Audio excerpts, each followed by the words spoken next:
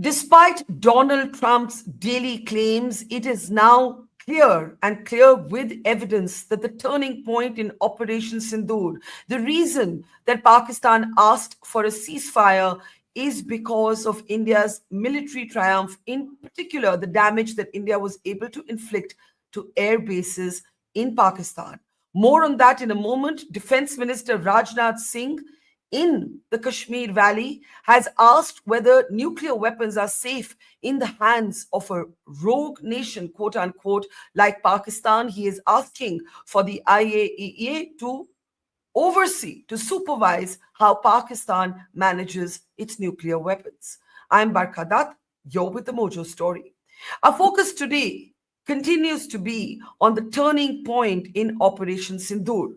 We now know from satellite images that have been released and finally been acknowledged in the Western media that India's air power was able to inflict serious damage to Pakistan's air bases, including Pakistan's fear that India could decapitate its nuclear facilities. This seems increasingly clear from empirical knowledge, empirical evidence, although India has categorically denied targeting Kirana Hills.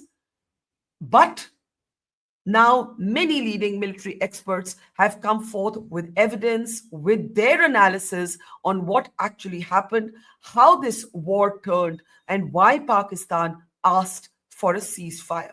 And no, it had nothing to do with Donald Trump and his both-sidism or drawing an equivalence between India and Pakistan. I want to welcome to the program our very special newsmaker today. Tom Cooper is the world's foremost air warfare expert and military historian. He's the author of more than 50 books, co-author, I should say, of more than 50 books on military history, as well as the author of 1,000 articles. So he's really a very, very impeccable, well-respected voice all over the world. He joins us today from Austria. I have read his Substack with interest. I urge all of you to read it because it has an extremely clinical, objective analysis of how Operation Sindoor turned. Tom, thank you so much for your time. I want to start by asking you to talk about how your analysis actually ends on your Substack. You say that this was a clear-cut victory for India. Pakistan was left with nothing to defend itself or to retaliate with. I want you to elaborate. We now have videos released officially by the Indian military, but also satellite images available for the world to examine that actually buttress the argument that you have made that the air bases, whether Noor Khan, Rahim Yar Khan, Sargoda, Jacobabad, a whole slew of them, the damage that they faced, whether it was a runway demolished, whether it was a hangar demolished, whether it was a aircraft burnt. Talk a little bit about this phrase that you use, clear-cut victory for India. Thank you very much for inviting me. It's very nice to be with you. And particular thanks for all the attention on my blog posts. I must admit I'm deeply humbled by all of this. To answer your question, it is comparable to a game of chess. And imagine one player defeating the other in a matter of, let's say, 10 or 12 moves. Most of figures are still on the board, but the queen is paralyzed, and even if the winning side has lost, perhaps, we don't know for sure, more figures, eventually doesn't matter. The outcome is absolutely clear. One side has won, the other is defeated, and this is what has happened here. And the severity of this realization is something that obviously majority of Pakistanis cannot even comprehend, while the Westerners are, well, with exception of few politicians, silent, because this was such a clear demonstration of such an unexpected yet clear demonstration of Indian military prowess. The more information I'm receiving, the more even I'm stunned what have they managed to achieve. For example, you are currently showing Noor Khan Air Base satellite photographs. This was a trailer-mounted command center, very advanced command center, developed in cooperation between Turkey and Pakistan. And you see that this is completely shattered. which means there must have been dozens of casualties just in case of this one attack. And this is a very advanced, very sophisticated system, which was in the process of integration with the Pakistani air defense system. And this is also answering the question of how did India manage this? India didn't shoot everywhere and didn't blast, thousands of missiles at Pakistan, like Pakistan attempted to do with India. But it was striking very specific selected points of interest at Pakistani air bases. Air bases are principally extremely fortified facilities, military facilities. It is very hard to completely obliterate them, to destroy them completely. So what India did instead was to target really specific, almost windows and ventilation vents, such targets, this kind of targets, And in this case, I said, this was a trailer, 2 trailers actually of a command center with numbers of computers inside, dozens of personnel working with them, generators around them, providing electricity and so on. And it was smashed to pieces. And this is also answering why could India do this? Because it focused on selected weak spots in the Pakistani defenses, especially Pakistani air defenses, and through striking and hitting these weak spots, it has rendered the rest of the system useless, or at least weakened enough for India to have more or less free hand what to strike and where to strike. What is also surprising is this Pakistani air defense system, integrated air defense system, was so advanced. It was assessed as one of the best in the world. And I must correct even my assessments of it, because it turned out no matter what kind of advanced equipment Pakistanis have whether received as donations or bought, who knows with what money, because country is bankrupt, it didn't work. It didn't work together. They have received very advanced, I said, command centers. Then you have advanced US radars, TPS-77. Then you have Chinese-made HQ-9, HQ-16 long-range air defense missiles. And that in addition to an already large air force equipped with F-16s, with GF-17s, with J-10s, in addition to a large number of older aircraft. So they have got lots of toys, so to say, to play the game, and they have still been defeated to a degree which is really surprising. And much of this is China supplied weaponry. So in a way, India has taken on China supplied weaponry, yes. and Pakistan has not been able to succeed with it. So that's also a very important takeaway. It is an important takeaway, but one should keep in mind that China has better weapons than what it is supplying to Pakistan. Pakistan simply cannot afford better weapons than what it has got. Still, the PL-15 is no joke. This weapon, in cooperation with Saab 2000 AWACS aircraft of the Pakistani Air Force, is a deadly combination. And this obviously took Indian Air Force a surprise.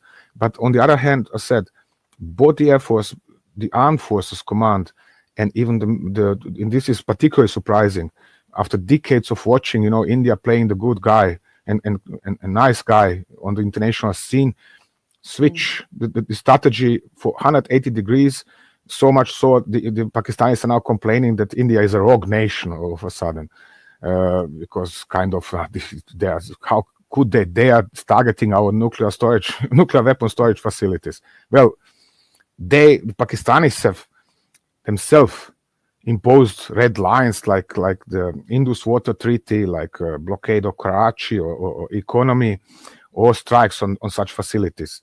And Indian armed forces have reached a position, or established themselves in a position through strikes on Pakistan, where they are dictating what and how is happening. And that is what forced Pakistan to demand or sound ceasefire, which hasn't happened actually since 1971. So yeah, again, it is very, very it is striking development, striking series of developments indicating very methodical, very systematic approach by the Indian armed forces, and also very clever management by the government. You see also in the aftermath of all of this, what Prime Minister Modi has said, that he is not going to negotiate with terrorists. So, this is such a stance it is indicative of self-confidence, of superiority. Absolutely new for India, we've heard lots of politicians including Mr.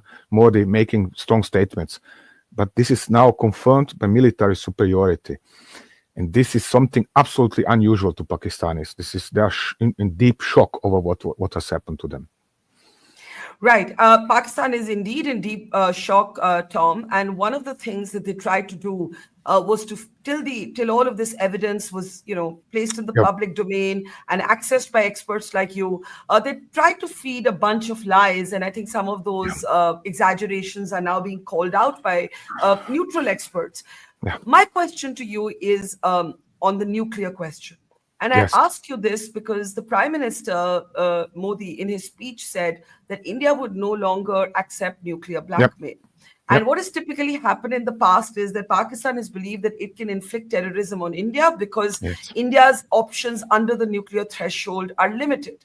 With Operation Sindoor, I think India has demonstrated that there can and will be kinetic action under the nuclear threshold. Now, my question to you is, I'm going to read out a sentence from your Substack where you talk about, what happened at Kirana Hills, which is near the Sargodha Air Base. India at its briefing said, almost humorously, the Air Marshal said, "Oh, we didn't know there were any nuclear facilities at Kirana Hills," and he chuckled, and then he said, "This was not on our list of targets," right? You write in your Substack, somebody or something blew up the entrance to the nuclear storage site at the Sargodha complex. You also go on to say that Pakistan clearly reached a point in this operation that it could not even protect its own nuclear weapons. And that's the time it goes into a tailspin, possibly reaches out to the Americans. The Americans then say, oh my God, maybe there's Trump starts making his comments about, oh, this is so dangerous, etc. And the Pakistan DGMO then calls India. I want you to talk about what your assessment is of what actually happened, in regard to the gates, as you have said. You have said that the gates of the entrance to the nuclear storage site at the Sargodha complex was hit. Yes. Well, for me, the first signs of trouble in Islamabad, as I call it, appeared already on 8th of May. This was in the aftermath of the Indian UAV strikes and missile strikes on Pakistani air defense system.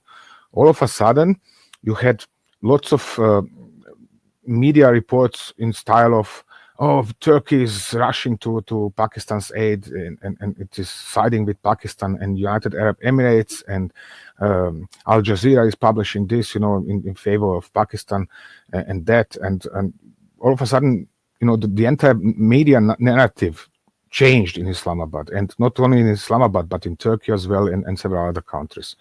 So why is this necessary if everything is okay? Just a day before they were all, happy about shooting down or claiming to have shot down so many Indian Air Force aircraft. But now all of a sudden, what do you need? Ascertaining to the population that Pakistan is supported by Turkey, by Azerbaijan, and who knows who else. So this was the first sign for me that something is not going, not okay. Then I saw to the social media, are there indications that something is going wrong? And then, it took 24 hours or even more to realize, okay, something is going very badly wrong. When you see Indian Harop UAVs striking HQ-9 surface-to-air missile system de facto inside Lahore, then it is clear that Pakistani air defenses are not working the way they should. And then the peak of all of this was this video, you are currently showing it, where you see strikes at the entrances to the underground nuclear storage facility. Okay, let's say this is supposed to be underground nuclear storage facility. I mean, I don't have documentation that would say it is. But this hill that was the side of which was hit. This is the center of missile garrison, one of the biggest missile garrisons in Pakistan. It's a huge military facility, about, I don't recall, 7 or 10 kilometers south of Sargodha, or Musharraf Air Base of the Pakistani Air Force. So there are over 40, if I counted them correctly, over 40 hardened shelters for ballistic missiles to the Pakistani armed forces.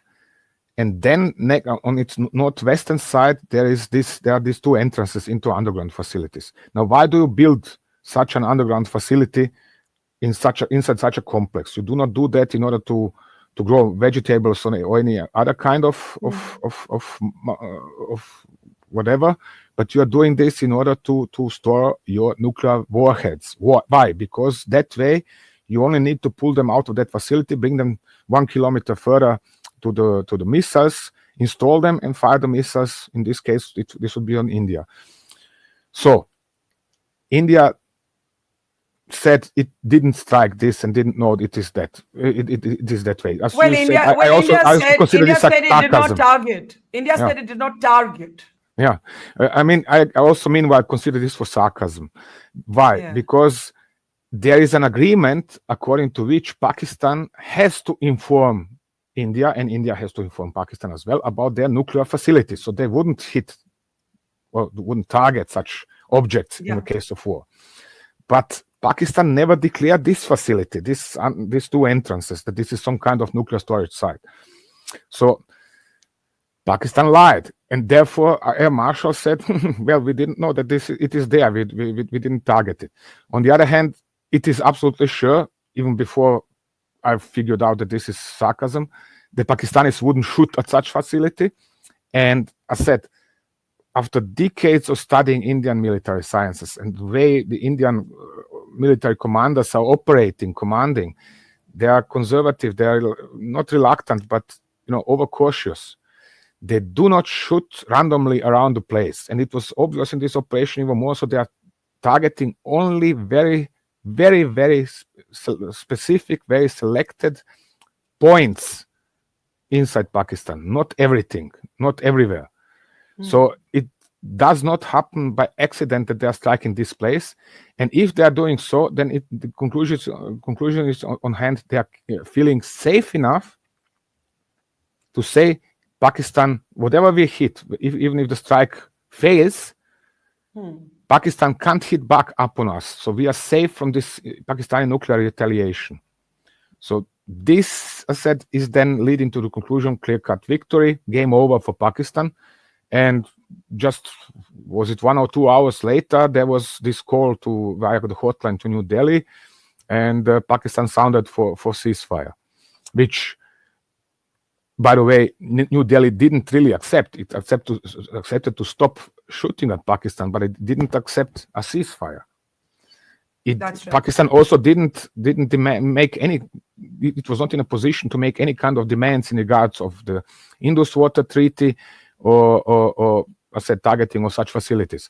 So this is such a clear case; it cannot be clearer, So you feel that when Air Marshal Bharti in his briefing laughed and said, thank you for telling us, we didn't know there was a nuclear storage facility at Kirana Hills. He was clearly being sarcastic.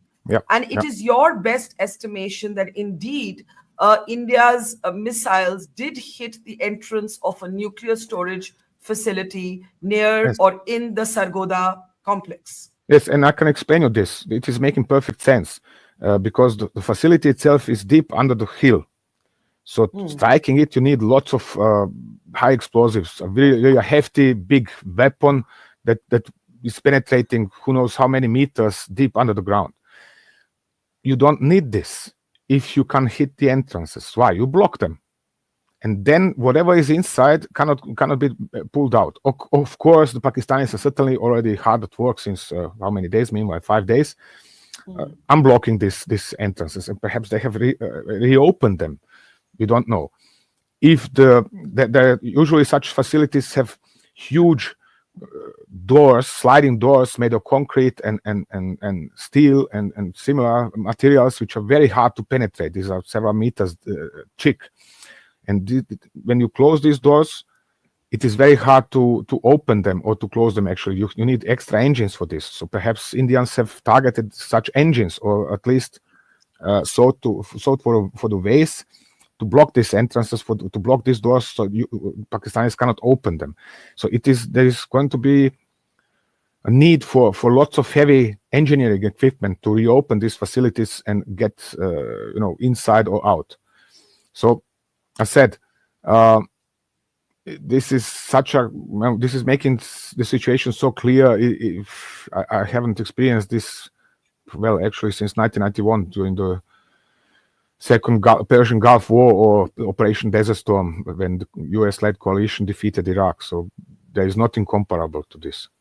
Yeah. Tom, some military experts here, after India's denial and then juxtaposing it with the kind of videos and satellite images we're seeing on our screen, some people argued that perhaps Pakistan was trying to stop the Indian missiles from coming, and while spoofing them using their Chinese weaponry, perhaps that's how this fell near Kirana Hills. Do you agree with that, or do you actually think that the entrance to the storage facility was targeted?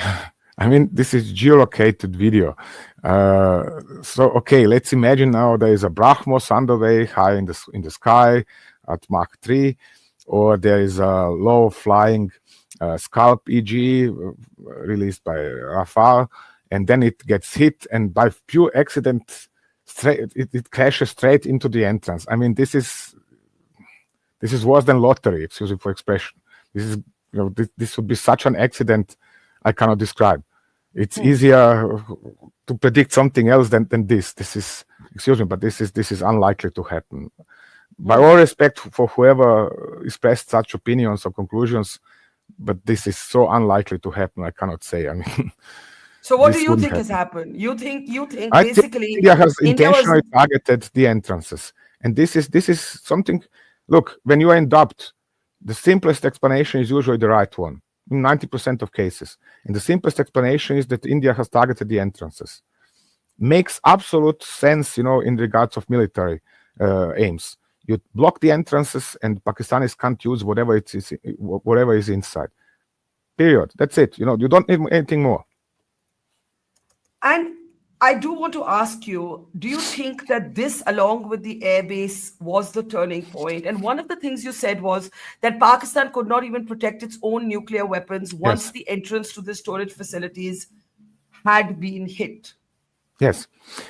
Actual turning point was the decision in New Delhi, probably taken sometimes on 7th of May. Okay, we have attacked Pakistani terror bases, but they do not accept that this is just that we are just aiming for terror bases. They are striking at India with all their UAVs and artillery rockets and even ballistic missiles and so on.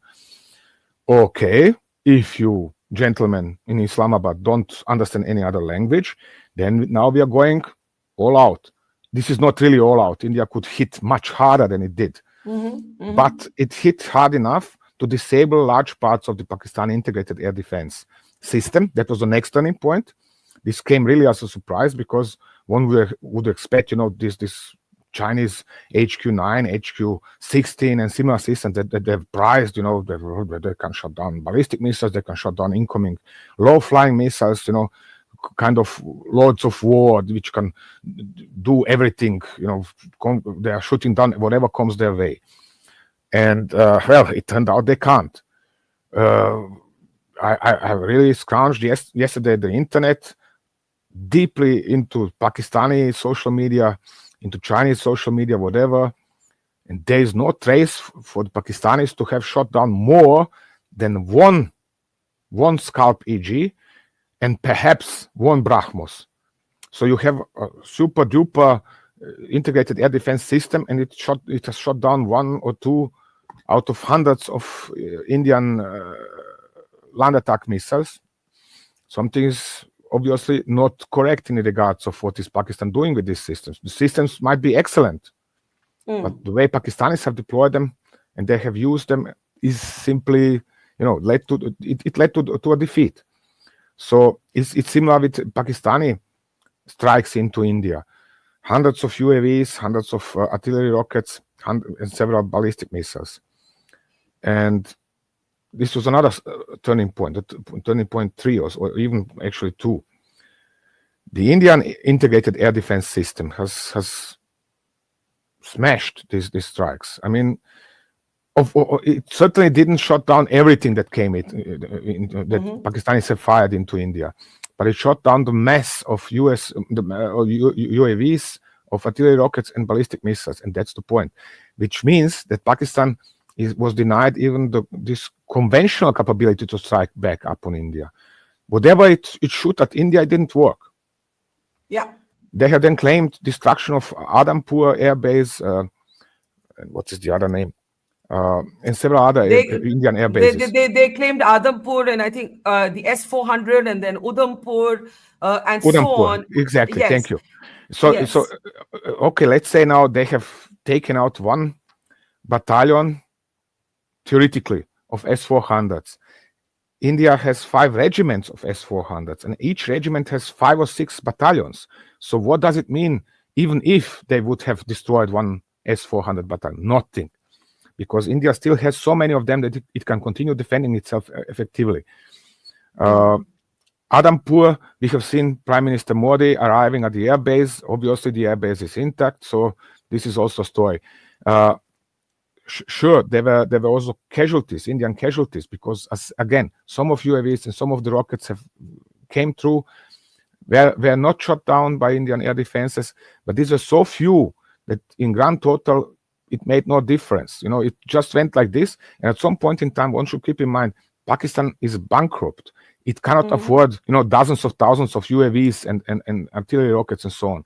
So the problem is, from Pakistani point of view, that their stocks, especially of UAVs, were too low.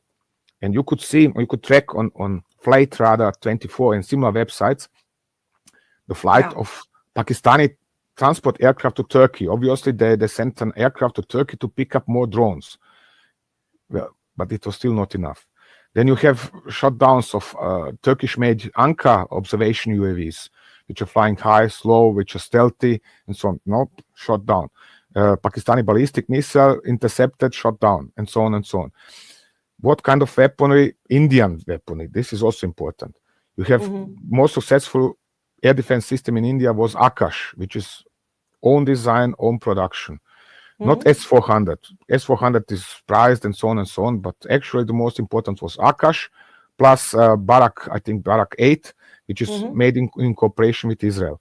But what also came as a big surprise, this really took me by surprise, this was the Indian capability to defend itself against drones. These are slow objects, and because they are so slow and small, they are very hard to detect with the radar. You need specially calibrated radars in order to detect and track UAVs. All of a sudden, India is shooting them down in droves. And this Indian development of counter UAV capabilities, this passed absolutely unnoticed outside of India.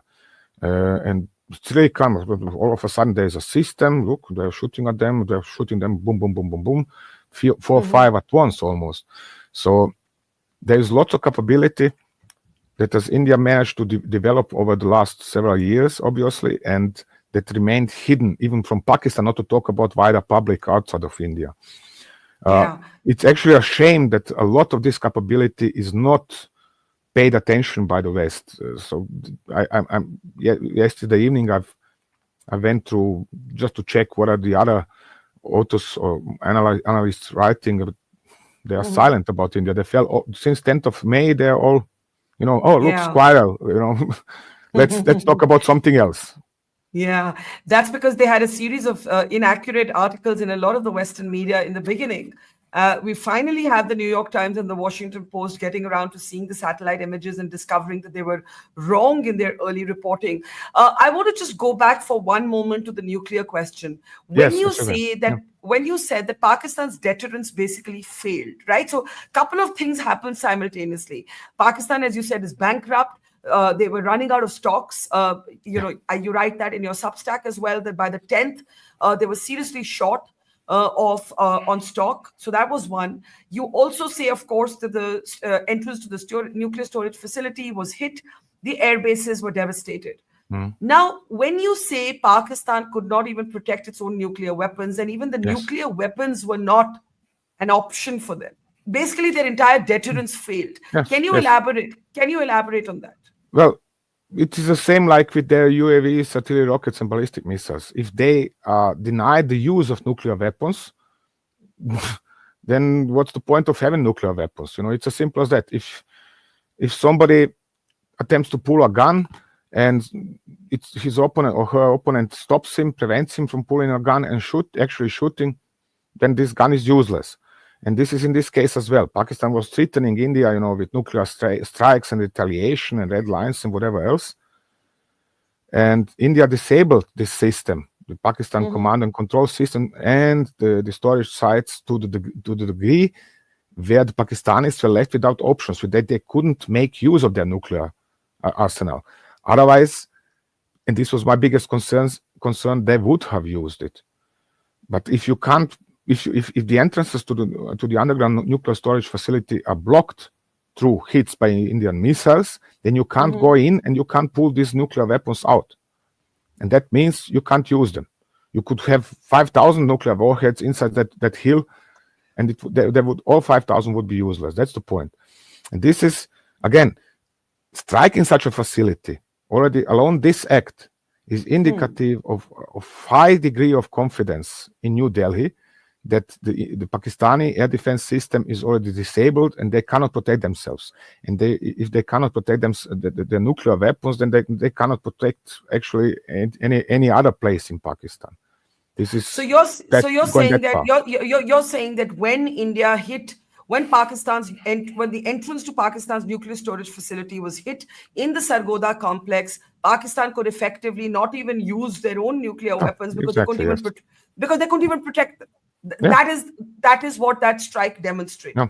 Moreover, don't forget, you could see this from Indian strikes on Bolari Air Base and what is the name of the Jacobabad Air Base, Shahin or something. Yes. Yeah.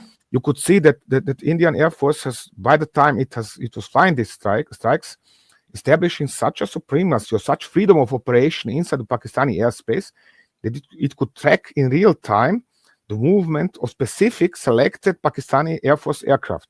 So an AWACS came down to Shahin Air Base outside of Jacobabad, landed, rolled right into the hangar, and minutes later, this hangar was hit by a I guess, Brahmos or a Scalp EG of the Indian, fired by the Indian Air Force. Hangar was demolished, the aircraft was damaged, 5 officers killed, and over 40 officers and other ranks injured inside that hangar. So you see also this reconnaissance strike chain of the Indian Armed Forces, which is functioning obviously flawlessly because they could track this aircraft in real time. And you must keep in mind, there must have been an aircraft or two loaded with weapons. You have to scramble them on time. You have to bring them, escort them safely to the Pakistani border. And then you have to supply them with targeting information. This is all complex processes which were processed by the Indian command system in a matter of minutes. The missile is fired, whether Brahmos in a high loft trajectory or a low flying Scalp PG, and boom, it hits the hangar and the aircraft is damaged, which means whether it's knocked out, we don't know, but it's damaged at least. That is what Pakistanis report. 5 officers killed, 40 others wounded. I mean, this capability, this is what is also denying the Pakistani nuclear retaliation, because Pakistanis, you should keep in mind, their armed forces, they know better than all of us together, including the Indian command of the Indian armed forces, how hard they have been hit. They have noticed if they move something, whatever object it is, from point A to point B, Indians are tracking this and striking precisely. And this is where, I said, this is like chess. Game over in 10 moves. You can't do anything. You are paralyzed. Whatever you do, you are hit. When you try to hit the Indians, or India in this case, it's not working. So what shall you do? At that point, that was morning of 10th of May, it is not surprising that Islamabad has sounded for ceasefire, because they knew if this goes on for any longer, India is going to really debilitate the country. And I'm talking about actually going so far that India could have, theoretically, destabilized Pakistan completely. Because if you damage the Pakistani armed forces hard enough, the country, that is all the theories about such an outcome of the war I've read so far are stipulating that Pakistan will fall apart. And this was also why India in turn accepted this offer for ceasefire, because India does not want to trouble itself with 250 million of Pakistanis. Excuse me for expression. This might sound very brutal, very cynical too. But why trouble a country of 1.5 billion of people, India, with 250 million of Pakistanis, including dozens of thousands who are extremized and armed? So, let them do their own device. Yeah, many questions there. But the big thing that you have said is that had Pakistan not asked for the ceasefire and had this continued, India could have totally debilitated Pakistan, given the military advantage to India at this stage in the operation.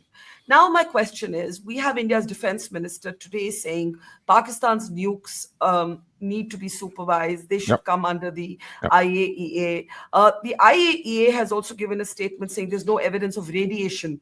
There was a lot of chatter after these reports came that the entrance gates to the nuclear storage facilities were hit, that there was some sort of radiations and the Americans were running to contain it, etc., etc. We now have an official statement from the IAEA that no radiation, there is no evidence of any radiation.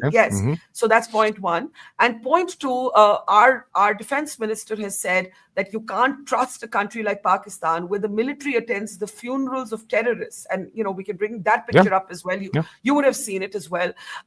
What do you think about that? Do you think nukes are safe in the hands of an unstable country like Pakistan?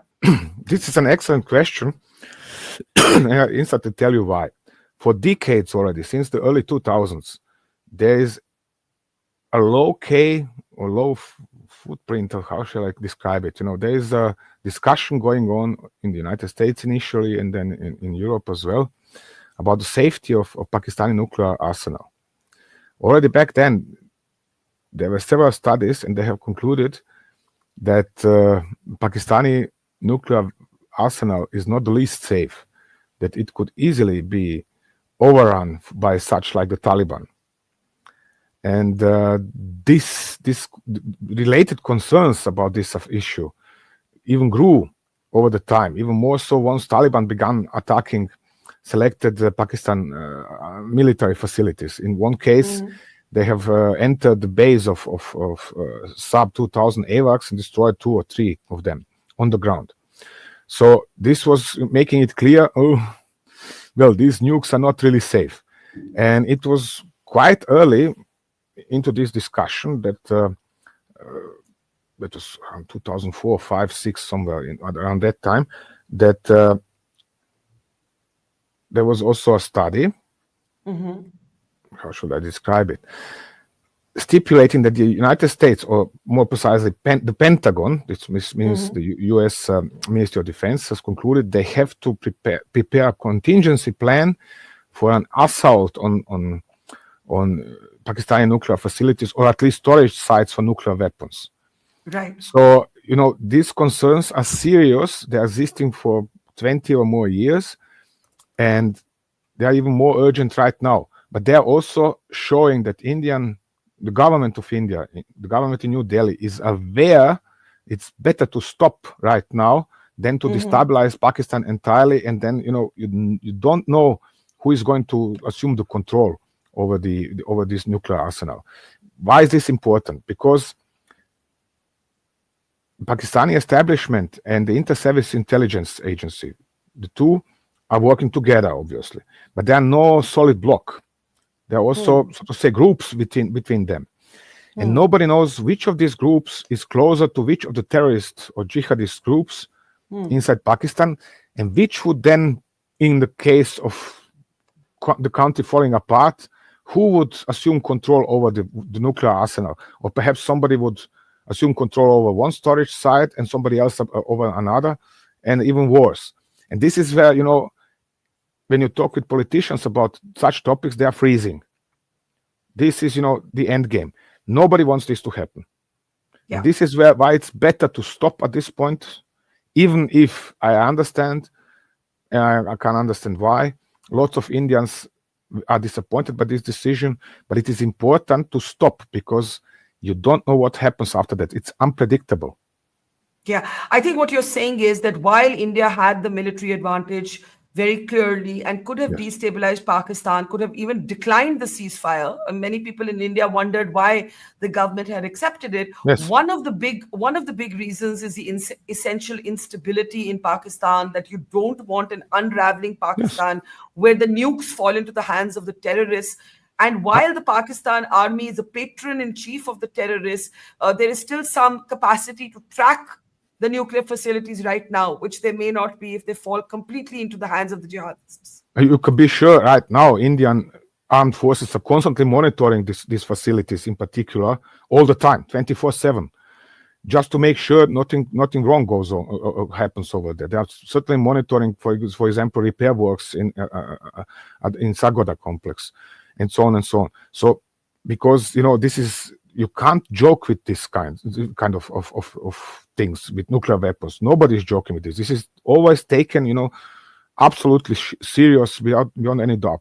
And especially in the case of such a cautious, such a conscious, really, Indian government and the top of armed forces like in New Delhi, they are certainly following very closely, whether with help of UAVs, satellites, combination of all the means, human intelligence in Islamabad, in similar places. Yeah. They're following the situation very closely, and I'm sure they're not sleeping very well ever since 10th of May.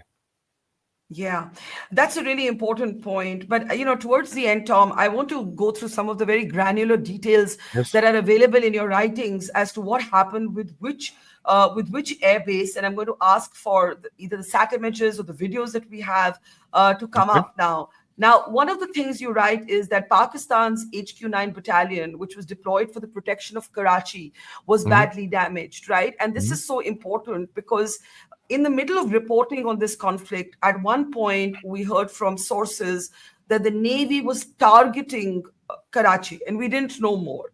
And now we know, and I think we know also from your writings, that the HQ-9 battalion deployed for the protection of Karachi was damaged enough to not actually surface for the remaining part of this 4 to 5 day war, as it were. Then you go on to say that several Harrops from India hit the headquarters of the Pakistan army in Rawalpindi. You say Noor Khan was hit. We already know that. And a C-130 Hercules was set on fire. Bhulari received at least one direct hit on its main hangar, killing a squadron leader and injuring 14. And you've already spoken about Jacobabad. So there's a lot of granular detail here. Talk a little bit about what you think happened in Karachi with Pakistan's air defense. Okay. In regards to Karachi, this is one of the places I strangely have no direct sources on the spot. But I can assess what has happened over there, which is that within frame of this operation against the integrated air defense system of Pakistan, India has targeted one of the HQ-9 battalions defending the city, and this received 2 or 3 hits, whether by Harrops or by Scalp, e.g. Land attack missiles.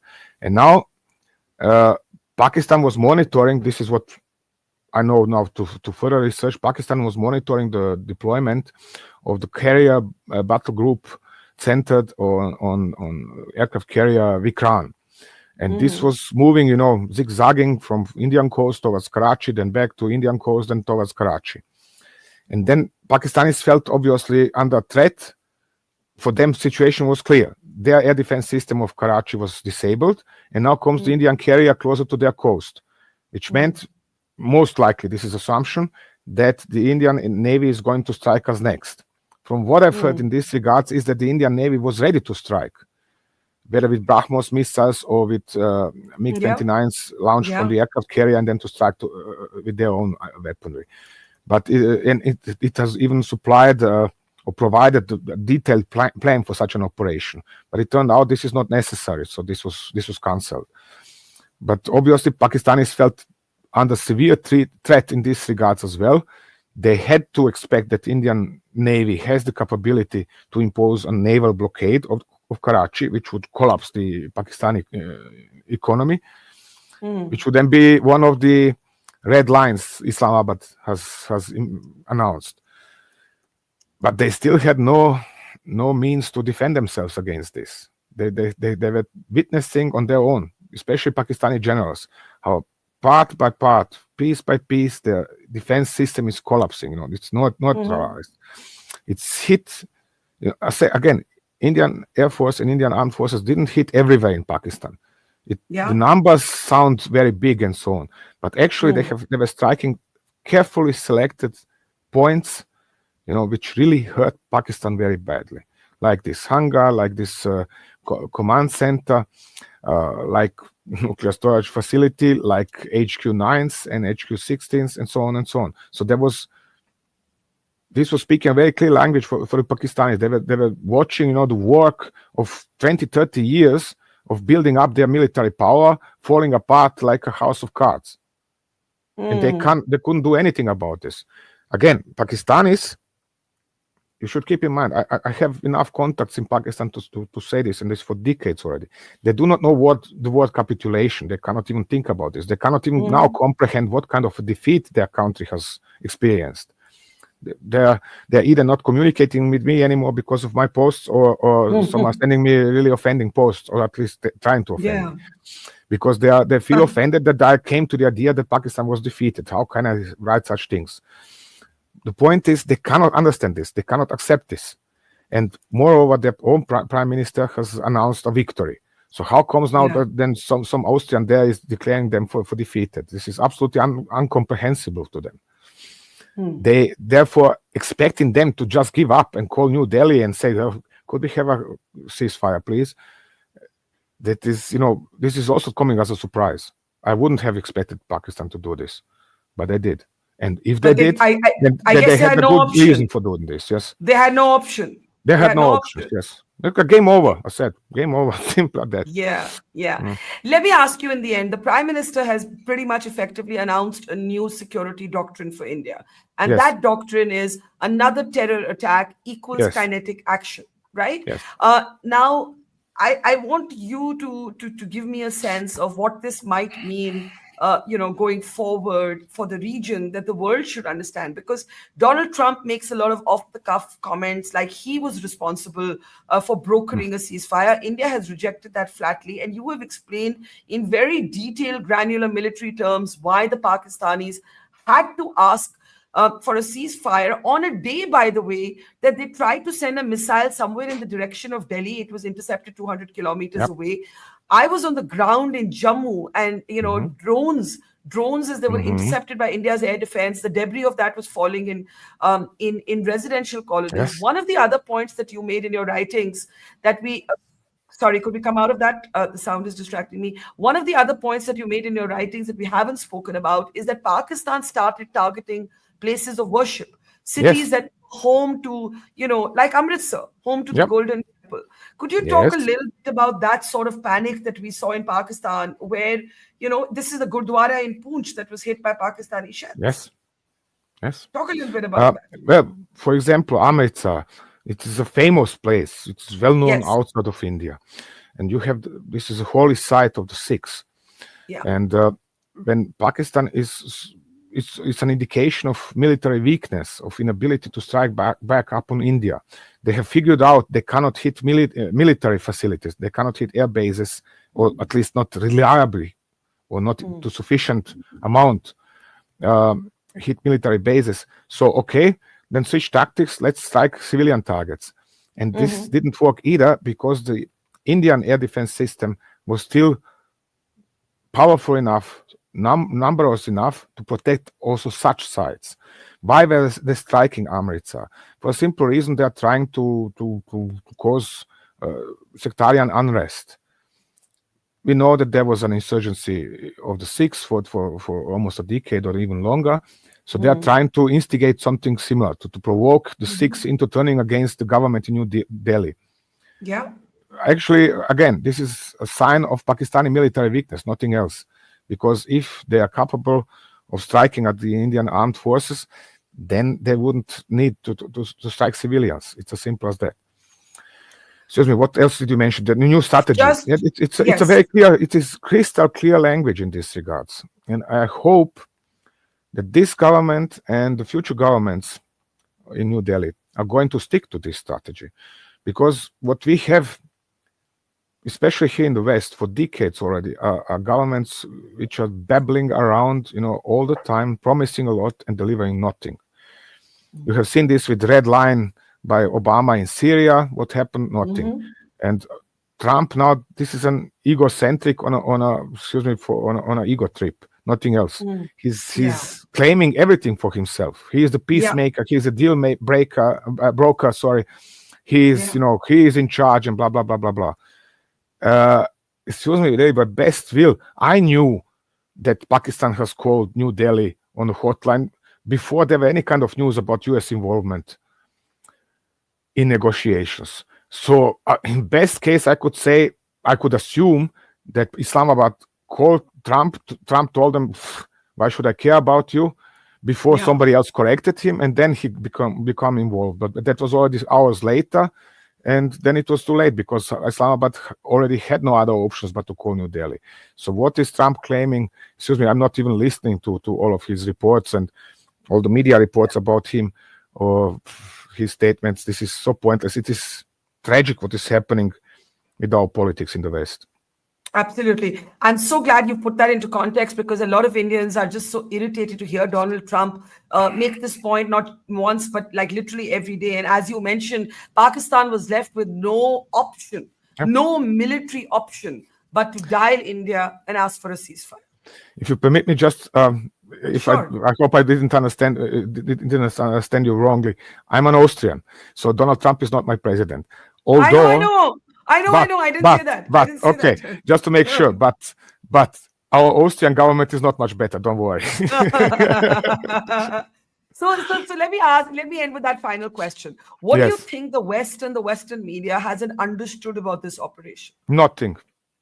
They've understood nothing. Nothing, because if you check the CNN appearances, for example, CNN reports, Pakistan and this and Donald Trump and Islamabad and nobody's even talking about New Delhi.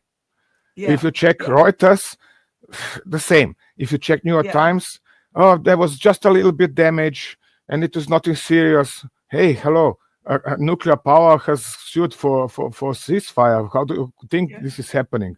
Because you have seen five satellite photographs and these are showing 5 holes on some roofs.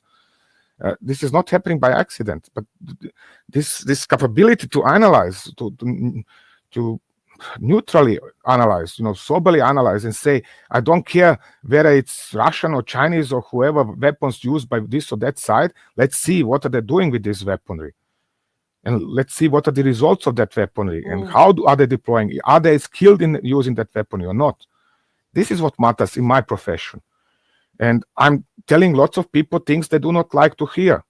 I'm sorry for that, but this is my job to tell them such things. I'm also telling Indians regularly things they do not like to hear. I was severely critical of India, even as of 7th of May. And I told this strike on terrorist camps, yes, wonderful, nice and great, but you should have hit Pakistan with all your military power instead of striking straight at only the terrorists. Because you are nice guy, this is nice for you, but in grand total, this is not helping your country become safe. What helps your country become safe is hitting Pakistan so bad that they are remembering this even in 30 years from now. And this is what has happened now. Well, eventually it happened because your first part of your Substack did make that point, but by the second part, the operation had shifted quite substantively. And as you said, Pakistan had no option but to ask for a ceasefire, and the Western media has not understood. Literally, they're not paying attention. They're ignoring this fact. It is okay. Let's accept the official stance from CNN and Reuters and whoever, in similar instances. nothing happened over there. Let's continue business as usual. I said, a squirrel. Look, a squirrel. Well, it is galling. I'm laughing right now, but I can tell you Western media is just absolutely galling. We thank you for adding much needed perspective, information, and really granular research, Tom. Hope to connect with you again soon. Learned a lot from you. Tom Cooper, one of the world's leading war historians on our program. Thank you, Tom. Take care. Stay safe and see you soon. Thank you very much. Thank you very much for your attention as well. Bye-bye, Tom. Bye-bye. It's great to see you here. Thank you for watching our work. If you haven't subscribed yet, don't forget to click the bell icon and subscribe to Mojo Story and support independent, robust journalism.